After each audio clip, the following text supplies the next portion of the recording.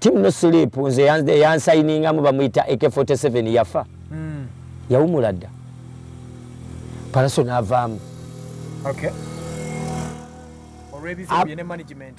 Ate eyo sibimanyi na bizibu bye musajja watu sagana kuyingira mu bizibu bye. Wabula ekiriwo nti kiri nti abawagizi oba ababatulinaanye bayagala okuteekawo minzaani epima Kabako Pallaso.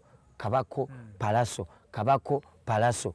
Which minzaani tesobola kuweyinga for a long minzaani ya music. Okay. Minzaani ya kulaga abantu kituufu.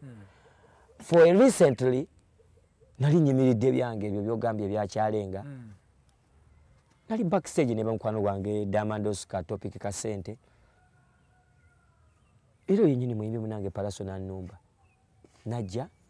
He came like simanyi oba yali azzenga azze kulwana oba kuyomba.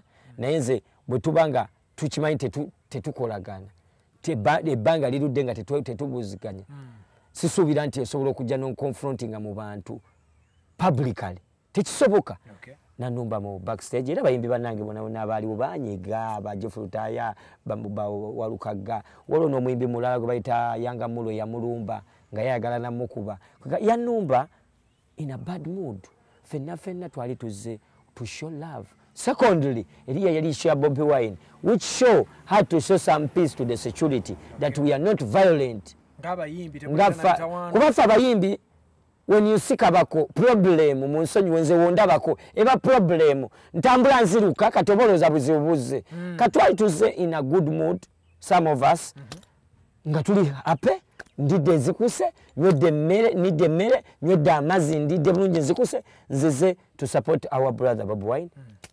Ne mukwano muyimbi munange najja nankonfrontinga mu bantu nasoka ekigambo kyesoko okunya nengamba gwe naye lwaki otambulirako. Let me tell you something.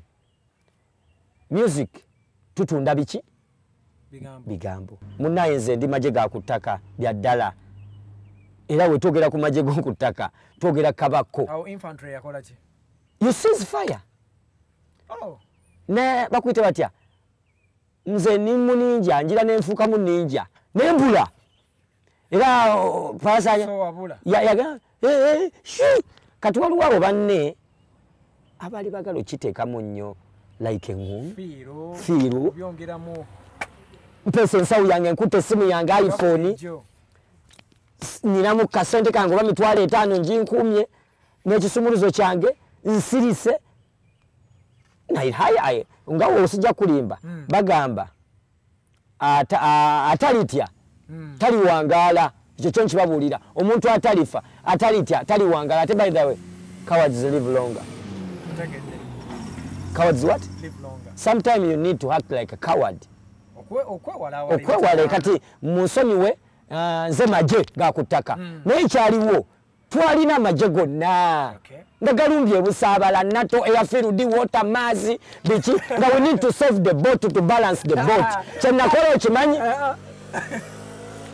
nabula era okola nti nembula kati bwembula ate ng'oluninja big my brother Yanga Mulo first of all nze njagala nnyo mikwano gyange abayimbi by the way togera ku bayimbi they are all my friends. Nabadde njogerako n'omuntu omu ne mugamba nze nsinga okutawanya abayimbi mu Uganda but they love me because you know what I do.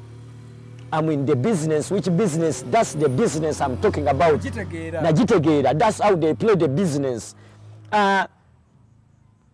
Abamba funemu feeling. Okay.